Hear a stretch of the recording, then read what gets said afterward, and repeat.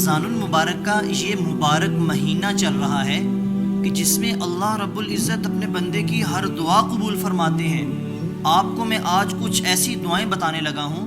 میری یہی گزارش ہے کہ آپ وہ دعائیں اللہ رب العزت کے سامنے راتوں کو اٹھ کے اللہ رب العزت کے سامنے گڑ گڑا کر مانگیں۔ اللہ رب العزت سے جنت کا سوال کریں کہ اے اللہ مجھے جنت الفردوس عطا فرما، مجھے جہنم سے نجات عطا فرما۔ ہمارے نبی کریم صلی اللہ علیہ وآلہ وسلم نے بہت ہی ایک پیاری دعا سکھلائی ہے، آپ سیکھ بھی لیں اور اس کو نوٹ کر لیں۔ اللہم انی اسألک الجنہ، اے اللہ میں تجھ سے جنت مانگتا ہوں، وما قرب الیہا من قول وعمل، اور ایسے قول اور عمل جو مجھے جنت کی طرف لے جائیں۔ اگر یہ دعا قبول ہو جاتی ہے تو ہم عمل ہی اس طرح کے کریں گے جو ہمیں جنت کی طرف لے جائیں، جو ہمیں جہنم سے دور لے جائیں۔ ایک بہت ہی پیاری حدیث اللہ کے نبی کریم صلی اللہ علیہ وآلہ وسلم نے اس کے اندر دعا سکھلائی، اللہم ارزقنی حبک، اے اللہ مجھے اپنی محبت دے دے۔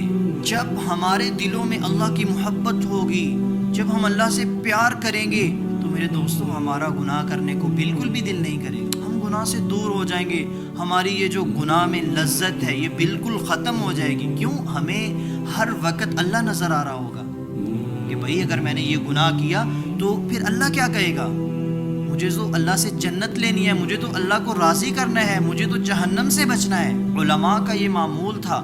ایک بہت ہی جامع دعا میں آج آپ کو بتانے لگا ہوں۔ جب بھی ان کی بیوی کو اگر اپنے ہسبینڈ سے کوئی مسئلہ ہوتا، کوئی پریشانی ہوتی، یا کسی بھی شخص کو اپنی بیوی سے، اپنی وائف سے کوئی مسئلہ ہوتا تو وہ کیا عمل کرتے؟ وہ ایک دعا پڑھا کرتے تھے، ربنا ہب لنا من ازواجنا وذریاتنا قرۃ اعین وجعلنا للمتقین اماما، اے اللہ ہمیں ایسے لوگوں کا سربراہ بنا جو نیک ہوں، بیوی بچوں کو نیک بنا دے۔ کتنی جامع دعا ہے۔ اگر آپ ایسے ماحول میں رہ رہے ہیں جہاں پر نیکیاں کی جا رہی ہیں، آپ کی بیوی ایسی ہے، آپ کو اولاد آگے ایسی مل گئی ہے، تو میرے دوستو آپ کا بھی دل نہیں کرے گا گناہ کرنے کو۔ اس چیز کو تھوڑا سا اپنے مائنڈ میں لے کے آئیں، تھوڑا سا اللہ رب العزت کے سامنے رویا کریں، گر گرا کر دعا کیا کریں کہ اے اللہ ہماری زندگی میں سکون عطا فرما، ہمیں جنت عطا فرما، مرنے کے بعد جنت عطا فرما۔ اللہ تعالیٰ کیا فرماتے ہیں کہ جو ہمارے نیک بندے ہیں وہ راتوں کو اٹھ کر ہم سے دعائیں کرتے ہیں، کیا ربنا اصرف عنا عذاب جہنم، اے اللہ تو ہمیں اس آگ سے بچا جس کا تو نے اس کتاب میں ذکر کیا ہے، اس آگ سے ہمیں بچا لے۔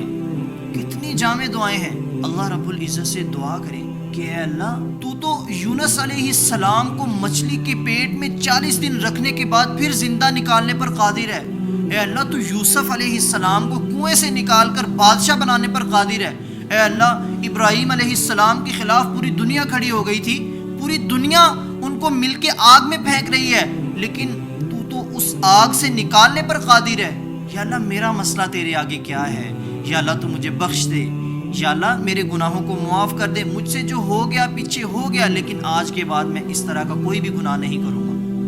میرے دوستو اللہ رب العزت کو اس طرح یہ ریفرنس دے کر، اس طرح کر کے، اے اللہ تو الجبار ہے، تو القہار ہے، تو لطیف ہے، تو دلوں کو جاننے والا ہے، دلوں کو میں جو بید ہیں ان سب کو تو جاننے والا ہے۔ یا اللہ میرا مسئلہ تیرے آگے کیا ہے۔ اللہ رب العزت سے اس طرح دعائیں مانگیں۔ ایک اور بات جو میں نے آپ سے کرنی تھی، اللہ سے دعا کریں کہ اے اللہ ہمیں ایسے اعمال سے بچا لے جو ہمیں جہنم کی طرف لے جائیں۔ اور علماء لکھتے ہیں کہ ایسی دعا کرنا کفر ہے کہ اللہ سے کہنا اے اللہ میں جنت میں بھی چلا جاؤں، میں جہنم سے بھی بچ جاؤں، اور میں گناہ سے بھی دور نہ جاؤں، میں گناہ بھی کرتا رہوں۔ دیکھیں اس طرح کہ اللہ رب العزت سے دعا نہ کرنا۔ امید ہے میری بات کی آپ کو ضرور سمجھ آئی ہوگی۔ مجھے بھی اپنی خاص دعاؤں میں یاد رکھیں۔ جزاک اللہ خیر۔ السلام علیکم۔